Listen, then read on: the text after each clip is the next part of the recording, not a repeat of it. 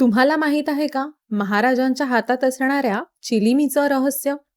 महाराजांची कीर्ती आता सर्वत्र पसरली होती. एवढंच नव्हे तर काशी सुद्धा त्यांच्या महिम्याने दुमदुमली होती. काशीतील एका गोसाव्याला गांजा ओढण्याची खूप आवड होती. त्याला वाटलं हे महाराजांनाही नक्कीच आवडेल, म्हणून त्याने एक नवस केला.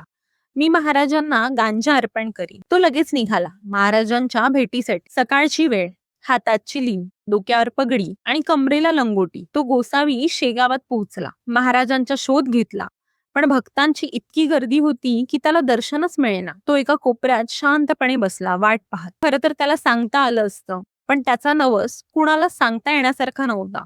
तो फक्त वाट पाहत राहिला. थोड्या वेळाने गर्दी कमी झाली आणि अचानक महाराजांनीच हाक मारली, "अरे, आणा तो काशीचा गोसावी माझ्या पुढे." तो थरथरत पुढे गेला. त्याने चिलीम भरली आणि महाराजांना अर्पण केली आणि म्हणाला, "महाराज, माझी आठवण म्हणून या चिलिमीचा स्वीकार करा आणि माझा नवस पूर्ण करा." खरं तर चिलिमीचा स्वीकार करणं महाराजांना योग्य वाटत नव्हतं, पण भक्ताच्या भावनेपुढे महाराजांनी तेही स्वीकारलं. शेवटी काय तर देवाला वस्तू नाही, भावना प्रिय असते.